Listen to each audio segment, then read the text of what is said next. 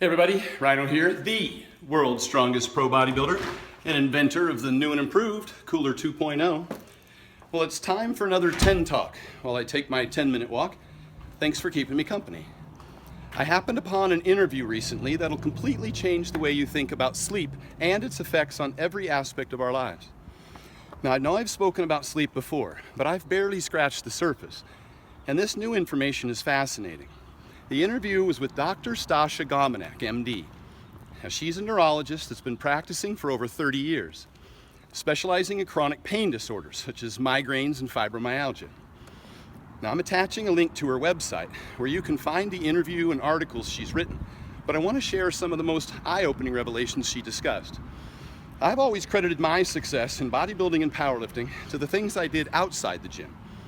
I looked at everything in terms of priorities. In business, we call them action items. The things that are most likely to create success, the things you should do first and best.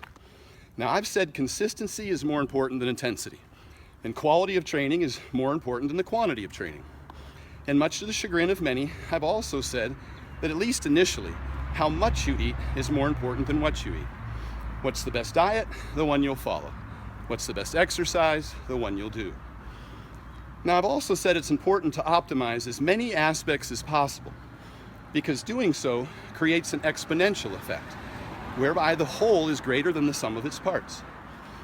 But I also believe there is a hierarchy, and at the very top of that hierarchy is sleep, and more importantly, the quality of your sleep, and more specifically, the frequency and duration of REM sleep. Not just any old sleep, but REM sleep. It's the king of the jungle. Now, Dr. Gominak's interviews, seminars, and articles are full of great information, and I can only touch on some of the highlights and encourage you to follow up for more detail on our website. Now, she came to discover in her practice that when she improved sleep disorders, whether it's insomnia, chronic fatigue, or apnea, that her clients also improved all the symptoms of sleep deprivation, such as headaches, anxiety, depression, fatigue, pain, and many types of chronic illnesses. Now, if allowed, REM sleep can and will fix everything in your entire body, but it needs adequate time and sufficient resources. When the brain has limited time and resources, then it has to prioritize the repairs, fixing what is most necessary to function now and leaving other repairs for later. The good news is that the brain keeps track of every unfinished task and will go back and repair damage that's been many weeks or even years old.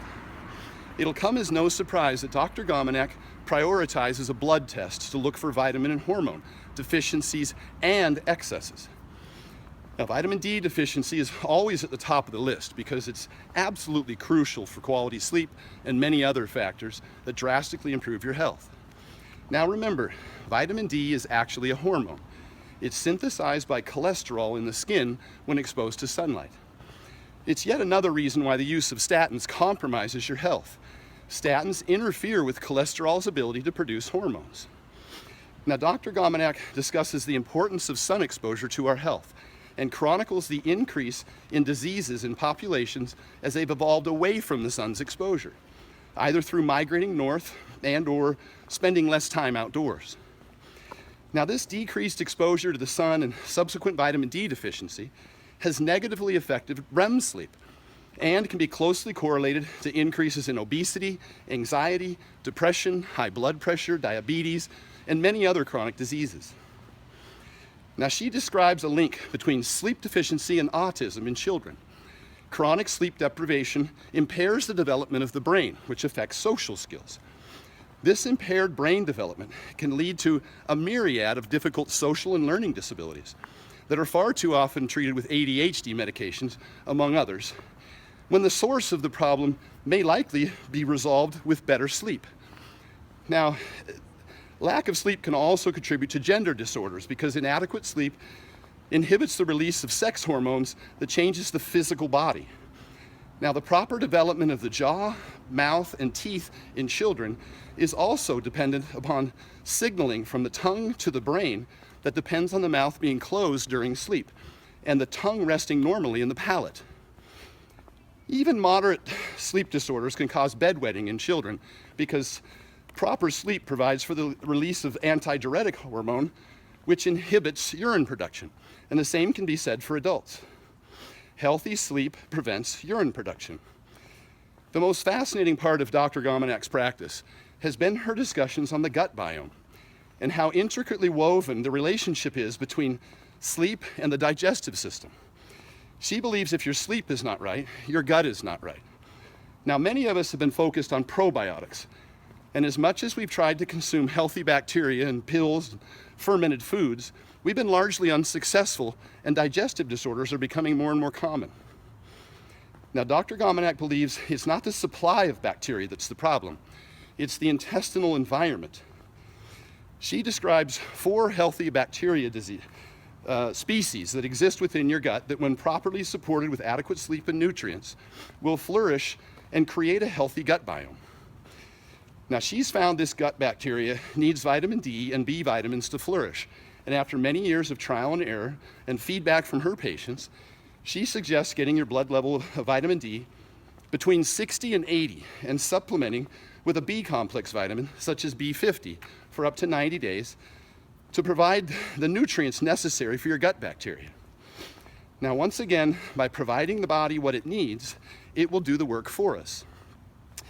Now, this isn't a prescription, it's just information. But I was so intrigued by her information that I took advantage of the consultation offered by Dr. Gomenak on her website, and I've already made improvements to my sleep.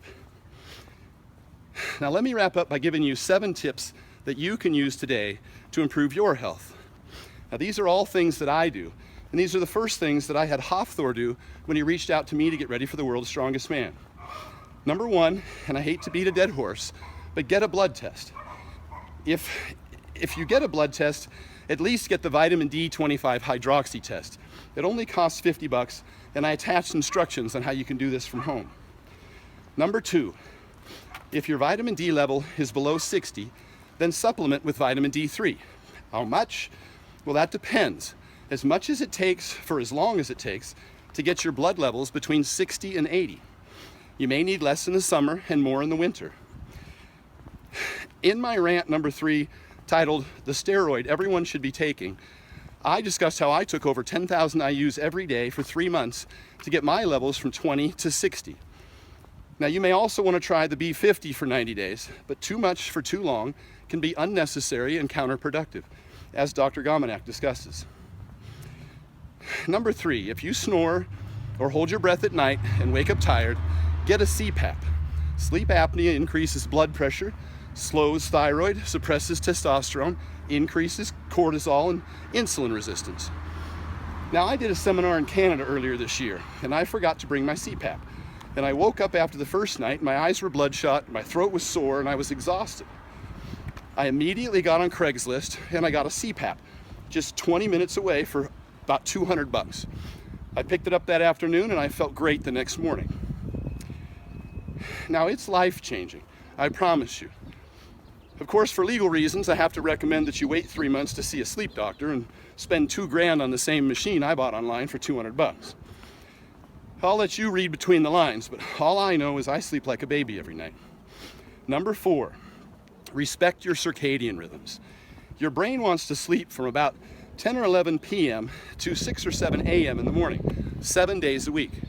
Every hour you get to bed before midnight is like 2 hours of sleep. Staying up late on the weekends and sleeping in continually messes with your circadian rhythms. Most sleep doctors will tell you the best thing you can do is wake up at the same time every morning and get some sunlight. Now, this is why my chariot turns into a pumpkin at 10 p.m. and I never take red-eye flights. If you're getting up at 4 a.m. after 5 hours of sleep to do cardio, knock it off. You're stepping over $100 bills to pick up nickels. You're slowing your metabolism. It's a zero-sum game. Take your post-meal walks instead and let your body do the work for you. Now, number 5, nap for 20 to 30 minutes every afternoon if you can. Any longer than that and you run the risk of getting into REM sleep and waking up in a brain fog. Number 6, don't take sleeping pills. They prevent you from getting into REM sleep. And number 7, make sure the room is pitch dark, absolutely quiet, and undisturbed by kids or pets. Melatonin won't be released if the light or TV is on. Now, I've got a 5-year-old and a 3-year-old, so I understand the inherent challenges. but I recommend to all my athletes that the kids have their own bed so you don't end up with a foot to the face. And I encourage you to use earplugs as well if necessary to avoid being disturbed during sleep. It's critical for performance, whether in sports or on the job. Now, those are all the things you can do today to change your life. If there's one thing you should prioritize above and beyond all others, it's sleep, and more specifically, duration and quality of your REM sleep. This is at the top of the hierarchy and will have a huge effect, either positively or negatively, on everything else downstream. The most frustrating part about not getting enough sleep is that we're not doing the things we know we should. As with almost everything else we want to improve in our lives, the biggest roadblock is simply discipline and consistency. Well, that's all the time I have on this walk. I hope you have a great night's sleep tonight and every night. I know it'll change your life. That's my rant, and as always, thanks for listening.